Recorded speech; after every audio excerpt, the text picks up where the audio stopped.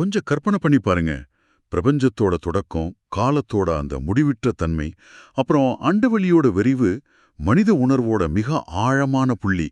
இது எல்லாத்தையும் வெறும் 4 வரிகளுக்குள்ள உங்களால சுருக்க முடியுமா? கேட்பதற்கே ஒரு சாத்தியமில்லாத விஷயமா தான் தோணுது. ஆமா. ஏன்னா ஒரு மாபெரும் பிரபஞ்ச அறிவியல ஒரு ஜிப் ஃபைல் மாதிரி, அதாவது மிகச் சுருக்கமான ஒரு தகவல் பட்டகமா மாத்துறது மனித மூளைக்கு அப்பாற்பட்ட ஒரு விஷயம். ஆனா 19ஆம் நூற்றாண்டுல வாழ்ந்த ஒரு தமிழ் மெய்ஞானி இது ரொம்ப சாதாரணமா செஞ்சிருக்காரு. உண்மைதான். அது ரொம்ப பிரமிப்பான ஒரு விஷயம். கண்டிப்பா. உங்கள இந்த ஒரு சிறப்பான ஆழமான தேடலுக்கு ரொம்ப உற்சாகமா வரவேற்கிறேன். இன்னைக்கு நாம மேலோட்டமா எதையும் பேச போறது கிடையாது. நீங்க இதுவரைக்கும் பாத்திராத ஒரு புது கோணத்துல ஒரு மாபெரும் மூலத்தரவுக்குள்ள ரொம்ப ஆழமா பயணிக்க போறோம். ஆமா. பொதுவா நாம பெரிய பெரிய அறிவியல் புத்தகங்கள், தத்துவ நூல்கள்னு பல ஆயிரம் பக்கங்கள்ல தேடுற ஒரு தெளிவு ரொம்ப சுருக்கமான சில வரிகள்ல ஒளிஞ்சிருக்கும். இன்னைக்கு நாம எடுத்துக்கிட்ட அந்த மூலப்பொருள் அப்படிப்பட்ட ஒண்ணுதான். எக்ஸாக்ட்லி. வள்ளலார் எழுதின அருள் விளக்கமாலை தொகுப்புல இருக்கிற 32வது பாடல் தான் அது. இது பாத்தீங்கன்னா வெறும் 4 வரிகள் தான். ஆனா இந்த 4 வரிகளுக்குள்ள ஒளி, ஆற்றல், வெளி, அப்புறம் மனித மனம், இது எல்லாத்துக்கும் நடுவுல இருக்கிற தொடர்ப அவர் ரொம்ப நுட்பமா விளக்கி இருக்கிறாரு. இப்போ இந்த பாடலை நம்ம அணுகும்போது இது ஏதோ ஒரு பக்தி பாடல் அப்படின்னோ இல்ல ஒரு பழங்கால இலக்கியம்னு சுருக்கிடக்கூடாதுங்கிறதா எண்ணணும். ஏன்னா இது ஒரு அறிவியல் அப்புறம் மெய்யியல் ரெண்டும் கலந்த ஒரு ப்ளூ பிரிண்ட் மாதிரி இருக்கு. கரெக்ட். ஒரு வரைபடம்னே சொல்லலாம். சரியா சொல்லிங்க.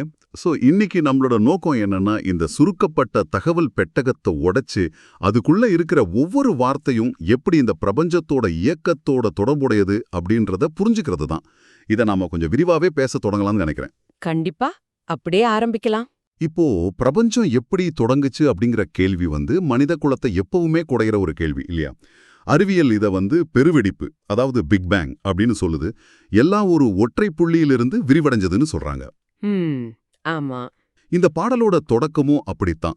ஒரு பெரிய ஆச்சரியத்தை கொடுக்குது. அவர் எப்படி ஆரம்பிக்கிறாருன்னா, சுத்தப்பர முதன் நான்கும் அவற்றுடு நன்னான்கும் தூய ஒளி வடிவாக துலங்குமொழி அளித்தே அப்படின்னு தொடங்குறாரு. எனக்கு என்ன கேள்வினா, இது என்ன கட்டமைப்பு? இந்த 8 நிலைகள் அப்படின்னு அவர் சொல்றது எதை குறிக்குது? இது ரொம்ப ரொம்ப ஆழமான ஒரு பிரபஞ்ச கட்டமைப்பு. இத நாம புரிஞ்சுக்கணும்னா, பிரபஞ்சத்தை வெறும் பருப்பொருட்களா, அதாவது நாம பாக்குற கோள்கள், நட்சத்திரங்கள் அப்படின்னு மட்டும் பார்க்க கூடாது. ஓகே, அப்புறம் எப்படி பார்க்கணும்? இது எல்லாத்துக்கும் பின்னாடி இருக்கிற தூய ஆற்றலோட பரிமாணங்களா பார்க்கணும். இப்போ வள்ளலார் குறிப்பிடுற அந்த சுத்தப்பர முதல் 4 அப்படின்றது என்னன்னா, இந்த பிரபஞ்சம் தோன்றுவதற்கு முன்னாடி இருந்த எந்த வடிவமும் இல்லாத ஆனா எல்லையற்ற ஆற்றல் கொண்ட மிக உயர்ந்த 4 நிலைகள். அதாவது எதையும் உருவாக்குற சாத்தியக்கூறுகள் மட்டும் இருக்கிற ஒரு தூய நிலைன்னு சொல்லலாமா? எக்ஸாக்ட்லி. அதான் பொட்டென்ஷியல்னு சொல்வோம்ல, அந்த நிலை. அப்போ இத ஒரு கட்டிடம் கட்டுறதுக்கு முன்னாடி ஒரு ஆர்கிடெக்ட் மனசுல இருக்கிற தெளிவான ஆனா உருவம் இல்லாத ஒரு சிந்தனை மாதிரி வச்சுக்கலாமா? ரொம்ப சரியான ஒப்பீடு. அந்த உருவமற்ற சிந்தனை தான் அவர் சொல்றா அந்த முதல் 4 நிலைகள். அதுக்கப்புறம் அவர் சொல்றா அவற்றொரு நன்னான்கும் அப்படிங்கிறது அந்த சிந்தனை மெல்ல மெல்ல ஒரு பேப்பர்ல வரைபடமா மாறி செங்கற்களா உருப்பெறுறதுக்கு முந்தைய நிலை. ஆஹா, புரியுது. அதாவது அந்த தூய ஆற்றல், பியோர் எனர்ஜி மெதுவா வடிவம் பெறத் தொடங்கல அடுத்த 4 பரிமாணங்கள். இந்த 8 நிலைகளும் தான் ஒட்டுமொத்த பிரபஞ்சத்தோட அடித்தளம். ஆனா இங்க நாம கவனிக்க வேண்டிய ரொம்ப முக்கியமான விஷயம் ஒன்னு இருக்கு. என்னது? இந்த 8 நிலைகளுக்கும் உயிரோட்டம் கொடுக்கறது எது? அதுதான் அவர் குறிப்பிடுற அந்த தூய ஒளி. அந்த ஒரே ஒரு மைய ஒளி தான் இந்த 8 பரிமாணங்களுக்கும் ஊடுருவி தன்னோட ஒளியை அளிக்குது. வாவ்! இதை நான் அப்படியே கற்பனை பண்ணி பார்க்கும்போது எனக்கு இது ஒரு ஃப்ரூக்டல் கட்டமைப்பு மாதிரி தோணுது. அதாவது முடிவில்லாம தன்னை போலவே பிரிஞ்சுக்கிட்டே போற ஒரு பேட்டர்ன். ஒரு மையப்புள்ளியிலிருந்து கிளம்புற ஒரு தூய ஒளி அடுத்தடுத்து இருக்கிற பரிமாணங்களுக்கு பாஞ்சு ஒரு மாபெரும் நெட்வொர்க் உருவாக்குற மாதிரி இருக்கு. கரெக்ட். ஒரு பெரிய வலைப்பின்னல் மாதிரி. ஆமா. இதை படிக்கும்போது எனக்கு சடனா ஒரு மைய மின்னுற்பத்தி நிலையத்தோட ஞாபகம் வருது. இப்போ ஒரு பெரிய பவர் பிளான்ட் இருக்கு. அங்கிருந்து ஹை வோல்டேஜ் கம்பிகள் வழியா பல துணை நிலையங்களுக்கு மின்சாரம் போகுது.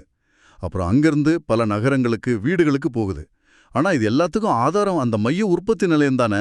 அந்த பவர் பிளான்ட் ஒப்பீடு நிஜமாவே அபாரமானது. ஆனா நம்ம அந்த ஒப்பீட்டோட மட்டும் நின்னுடக்கூடாது. ஏன்? அதுல என்ன குறை? ஏன்னா மனிதர்கள் உருவாக்குன மின் உற்பத்தி நிலையம் ஒரே இடத்துல நிலையா எந்த சலனமும் இல்லாம இருக்கும். ஆனா வள்ளலார் குறிப்பிடுற இந்த மைய ஒளி அப்படிப்பட்டது கிடையாது. ஓ, அப்போ அது எப்படிப்பட்டது? அவர் இதை எப்படி விளக்குறாருன்னா, நித்த பரம், பரநடுவாய் முதலாய் அந்தமதாய் நீடிய ஓர் பெருநிலை மேல் ஆடிய பேரொளியே அப்படின்னு சொல்றாரு. இதுல வர்ற ஒவ்வொரு வார்த்தைக்கும் பல அர்த்தங்கள் இருக்கு. முதல்ல இது ஆடிய பேரொளி, அதாவது இது தொடர்ந்து இயங்கிக்கிட்டே இருக்கிற, நடனமாடிக்கிட்டே இருக்கிற ஒரு சுறுசுறுப்பான ஆற்றல். நடனமாடும் மொழி கேட்பதற்கே ரொம்ப கவித்துவமா இருக்கு. ஆனா எனக்கு இங்க ஒரு தர்க்க ரீதியான கேள்வி வருது. கேளுங்க. இந்த ஒளி எங்க நடனமாடுது? இது எப்ப தொடங்குச்சு? இப்ப பிரபஞ்சத்தோட விளிம்பு எதுவோ அங்க இந்த ஒளியோட நிலை என்னவா இருக்கும்? இந்த கேள்விகளுக்கெல்லாம் அந்த வரியிலேயே ரொம்ப அழகா விடை இருக்கு. பரநடுவாய் முதலாய் அந்தமதாய். அதாவது இது வெளிய ஸ்பேஸ கடந்த ஒண்ணு. ஏன்னா இது எல்லாத்துக்கும் மையமா, அதாவது நடுவாய் இருக்கு. மையப்புள்ளி. அதே சமயம் இது காலத்தை டைம கடந்த ஒண்ணு. ஏன்னா இதுவே அனைத்திற்கும் தொடக்கமாகவும் அனைத்திற்கும் முடிவாகவும் இருக்கு. நித்த பரம்பொருள் அப்படின்னா எக்காலத்திற்கும் அழிவில்லாத நிரந்தரமான ஒண்ணுன்னு அர்த்தம். ஓஹோ. ஒரு முடிவற்ற நீளமான பெருநிலையின் மேல ஒரு மாபெரும் ஒளி காலத்தையும் வெளியையும் தன்னுள் அடக்கிக்கிட்டு தொடர்ந்து அதிர்வலையா நடனமாடிக்கிட்டே இருக்கு அப்படிங்கறத தான் அவர் இப்படி பதிவு செய்றாரு. இப்போ குவாண்டம் இயற்பியல்ல சொல்ற குவாண்டம் ஃபிளக்சுவேஷன்ஸ் இருக்குல்ல, ஆமா, தொடர்ச்சியான அதிர்வுகள். எக்ஸாக்ட்லி அந்த கருத்தாக்கத்தோட இது நாம ரொம்ப சரியா பொருத்தி பார்க்கலாம். ரொம்ப ஆச்சரியமா இருக்கு. மையத்துல ஒரு அபாரமான ஒளி எக்காலத்துக்கும் நிரந்தரமான ஆற்றலா அதிர்ந்துகிட்டே இருக்கு அப்படிங்கறத என்னால புரிஞ்சுக்க முடியுது. ஆனா இவ்வளவு பிரம்மாண்டமான ஒரு மைய ஒளி எப்படி இவ்வளவு பறந்து விரிஞ்ச பிரபஞ்சங்களை போய் சேருது? அது ஒரு முக்கியமான நகர்வு. ஆமா, ஏன்னா மையத்திலிருந்து விளிம்புக்கு இந்த ஆற்றல் எப்படி பயணிக்குது, பிரபஞ்சம் விரிவடைஞ்சுக்கிட்டே இருக்கு அப்படின்னு நம்ம சயின்ஸ்ல படிச்சிருக்கோம். அந்த லாஜிக்கலான நகர்வை அவர் எப்படி பார்க்கறார்? அதுதான் இந்த பாடலோட மிக நுட்பமான ஒரு பகுதி. அந்த மையத்திலிருந்து விரிவடைகிற பயணக்க அவர் 3வது வரியில ரொம்ப தெளிவா விளக்குறாரு. அவர் சொல்றாரு, வித்தமுறும் சுத்தப்பர லோகாண்டம் அனைத்தும் விளக்கமுறச் சுடர் பரப்பி விளங்குகின்ற சுடரே அப்படின்னு. வித்தம் அப்புறம் சுடர். ஆமா, இந்த இடத்துல அவர் 2 முக்கியமான வார்த்தைகளை பயன்படுத்துறாரு. ஒன்னு வித்தம், மற்றொன்று சுடர். வித்தம் அப்படின்னா விதை அல்லது ஆதாரம்னு வச்சுக்கலாம். சுத்தப்பர லோகாண்டம் அனைத்தும் அப்படிங்கிறது மேலான தூய்மையான உலகங்கள் மற்றும் பல கோடிக்கணக்கான அண்டங்கள் அனைத்தையும் குறிக்குது. ஓகே. இந்த அண்டங்கள் எல்லாமே அந்த பேரொளியோட விதையில இருந்து தான் முளைச்சு வருது. வெயிட் ஒரு நிமிஷம். எனக்கு இங்கே ஒரு பெரிய முரண்பாடு தோணுது. நான் இத தர்க்க ரீதியா கொஞ்சம் எதிர்க்க விரும்புறேன். சொல்லுங்க, என்ன முரண்பாடு? ஒரு பக்கம் அந்த ஒளிய வித்தம், அதாவது ஒரு விதை அப்படின்னு சொல்றாரு. எனக்கு தெரிஞ்ச விதை அப்படிங்கிறது மண்ணுக்குள்ள ரொம்ப அமைதியா தூங்குற நிலையில இருக்கிற ஒரு பொருள். அதுல ஆற்றல் இருக்கலாம், ஆனா அது ஒரு ஒடுக்கப்பட்ட அமைதியான நிலை இல்லையா? கரெக்ட். ஆனா மறுபக்கம் அதே ஒளிய சுடர் பரப்பி, அதாவது தீச்சுடரா பரவுதுன்னு சொல்றாரு. சுடர் அப்படிங்கிறது அமைதியானது கிடையாது, அது ரொம்ப ஆக்ரோஷமா எரிஞ்சு பரவி எல்லாத்தையும் பற்றி கொள்ளும் ஒரு செயல்பாடு. ஆமா, ஒரு பொருள் எப்படி ஒரே நேரத்துல அமைதியான விதையாகவும் ஆக்ரோஷமா பரவுற சுடராகவும் இருக்க முடியும்? இது அறிவியலுக்கும் தர்க்கத்துக்கும் முரணா இல்லையா? நீங்க எழுப்பின இந்த கேள்வி மிக மிக முக்கியமானது. வெளிப்படையா பார்க்கும்போது இது ஒரு முரண்பாடு மாதிரி தான் தோணும். ஆனா இத கொஞ்சம் ஆழமா பிரபஞ்ச இயக்கத்தோட பின்னணியில வச்சு பார்த்தோம்னா இது முரண்பாடே கிடையாது. அப்படியா? பின்ன அது என்ன? இது பிரபஞ்சத்தோட இரட்டைத்தன்மை, அதாவது டுவாலிட்டி. அத பத்தின ஒரு மிக துல்லியமான அறிவியல் விளக்கம் அப்படிங்கிறது புரியும். இங்க ஒளிய நம்ம வெறும் வெளிச்சம் அப்படின்னு மட்டும் சுருக்கி பார்க்க கூடாது. பின்ன எப்படி பார்க்கணும்? ஒரு விதையும் சுடரும் எப்படி ஒன்னா இருக்க முடியும்? எனக்கு அதுதான் குழப்பமா இருக்கு. இப்ப நீங்க முன்னாடி சொன்ன அதே பவர் பிளான்ட் ஒப்பிட்டியே மறுபடியும் எடுத்துக்குவோம். அந்த மைய நிலையத்திலிருந்து வர்ற மின்சாரம் வெறுமனே பல்புகளை எரிய வைக்கிற எனர்ஜி மட்டும் கிடையாதுன்னு கற்பனை பண்ணி பாருங்க. ஓகே.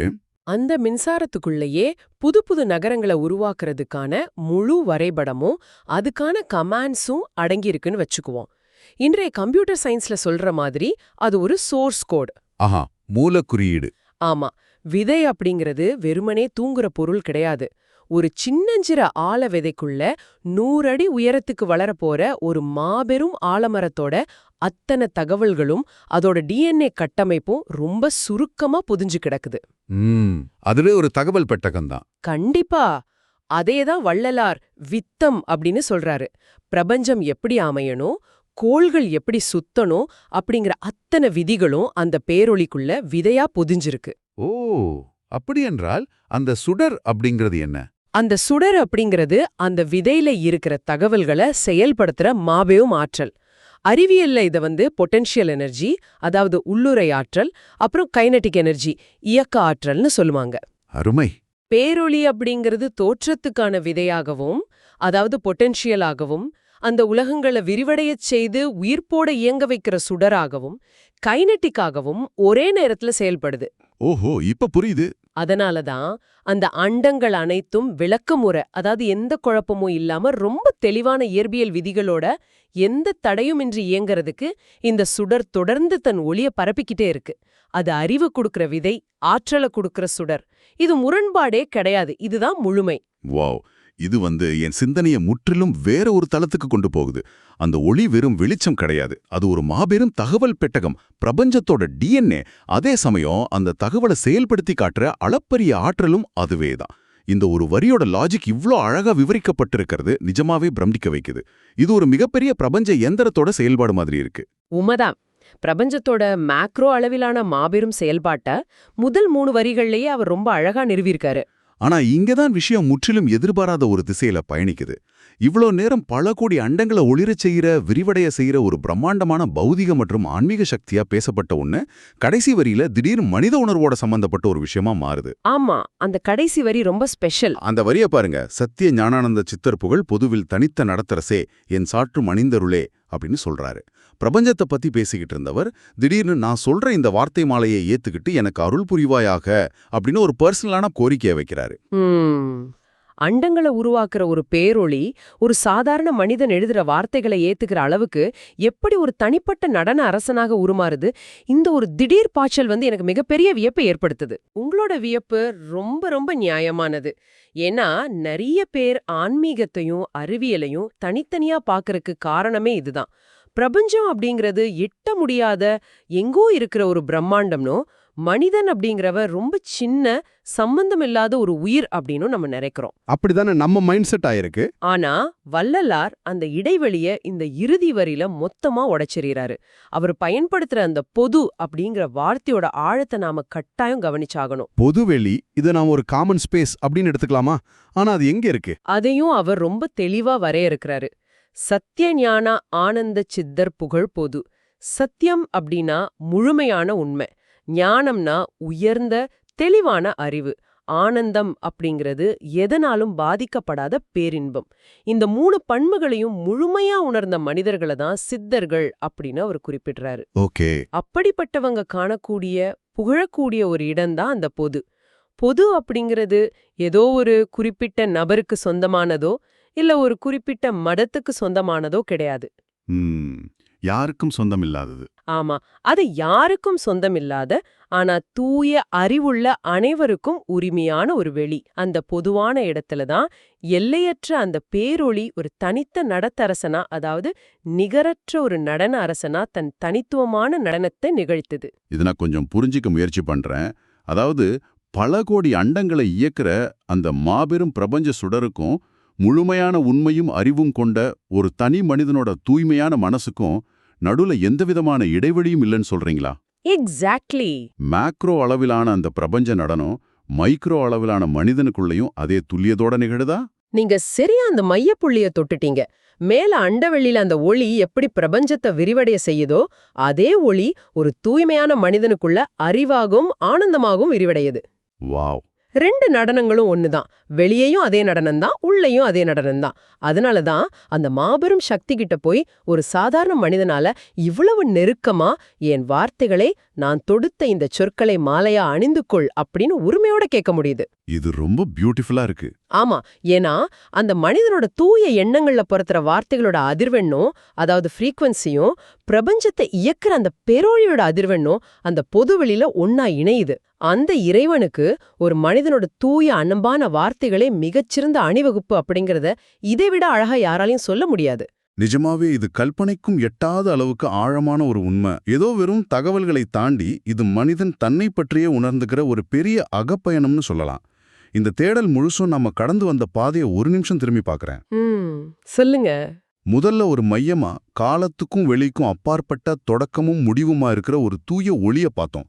அது எப்படி தன்னுள் இருக்கிற முதல் 4 அருவமான நிலைகளுக்கும் அதுக்கடுத்த 4 பரிமாணங்களுக்கும் ஒளிய தருது, ஒரு சோர்ஸ் கோடா இருக்கு அப்படிங்கறத நம்ம புரிஞ்சுக்கிட்டோம். ஆமா, அதைத் தொடர்ந்து அந்த மைய ஒளி எப்படி வெறும் நிலையான ஆற்றலா மட்டும் இருந்துடாம ஒரு பிரம்மாண்டமான விதையா தன்னுள் அத்தனை தகவல்களையும் சுருக்கி வச்சுக்கிட்டு அதே சமயம் ஒரு சுடரா பரவி பறந்து விரிஞ்ச பிரபஞ்சங்கள் அனைத்தையும் ஒளிர செய்து இயற்பியல் விதிகளோட இயங்க செய்து அப்படிங்கறதையும் நம்ம ஆராய்ந்தோம். கரெக்ட். அதோட உச்சக்கட்டமா பல கோடி ஒளியாண்டுகள் விரிஞ்சு கிடக்கிற அந்த மாபெரும் பிரபஞ்ச சுடர் சத்தியமும் அறிவும் நிரம்புன மனிதர்கள் காணும் ஒரு பொதுவெளியில, அதாவது ஒரு மனசோட ஆழத்துல எப்படி நடனமாடும் அரசனாக மாறுது அப்படிங்கறதையும் உணர்ந்தோம். அண்டவெளியோட இயற்பியலையும் மனித அகத்தோட மெய்யலையும் ஒரே நேர்கோட்டுல இணைச்ச அந்த புள்ளி எனக்கு ஒரு மிகப்பெரிய ஆஹா மொமெண்டா அமைஞ்சுது. எனக்கும் அப்படிதான். ஒரு மாபெரும் பிரபஞ்ச சக்தி கிட்ட போய் நான் சொல்ற கவிதையை கேட்டுக்கோ அப்படின்னு மனிதன் நிக்கிறதுல இருக்கிற அந்த சுதந்திரமும் அந்த நெருக்கமும் எல்லையற்றது.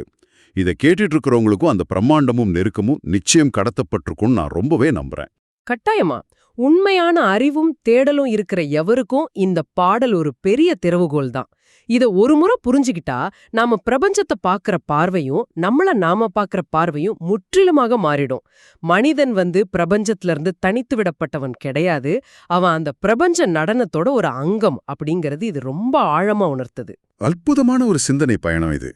நாம இந்த தேடலோட இறுதிக்கு வந்துட்டோம். ஆனா இந்த உரையாடலை முடிக்கிறதுக்கு முன்னாடி உங்களுக்காக ஒரு ஆழமான கேள்விய, ஒரு சிந்தனையை நான் விட்டு செல்ல விரும்புறேன். அந்த பேரொளி நடனமாடுற இடத்த வள்ளலார் ஒரு பொதுவெளி, காமன் ஸ்பேஸ் அப்படின்னு குறிப்பிட்டார் இல்லையா? ஆமா. அப்படியானால் இவ்வளவு பிரம்மாண்டமான பிரபஞ்சங்களை உருவாக்குற அந்த இறுதி உண்மை எங்கோ வானத்துல யாருக்கோ ஒருத்தருக்கு மட்டும் சொந்தமான ரகசியமா ஒளிச்சு வைக்கப்படல. மாறாக அது நம்ம எல்லோரும் எட்டக்கூடிய, நம்ம ஒவ்வொருத்தருக்கும் உள்ளேயும் வெளியேயும் இருக்கக்கூடிய ஒரு பொதுவான இடத்துல தான் இப்போதும் இந்த வினாடியிலும் நடனமாடிட்டு இருக்கா. ஒருவேளை நாம சயின்ஸ்ல தேடுற அந்த பிக் பேங் இன்னும் நம்மளோட உணர்வுகளுக்குள்ளேயும் சிந்தனைகளுக்குள்ளேயும் தொடர்ந்துகிட்டே இருக்கா? கொஞ்சம் சிந்திச்சு பாருங்க. அந்த பொது வெளியை கண்டடைகிற பயணம் உங்களுடையதாக இருக்கட்டும். உங்க கூட இணைந்து இந்த மாபெரும் தேடல்ல ஈடுபட்டதுல எனக்கு ரொம்பவே மகிழ்ச்சி. அடுத்த சிறப்பான தேடல்ல மீண்டும் பல ஆழமான ஆச்சரியமான விஷயங்களோடு உங்களை சந்திக்கிறோம். அதுவரைக்கும் உங்கள் சிந்தனைகள் விரிவடையட்டும்.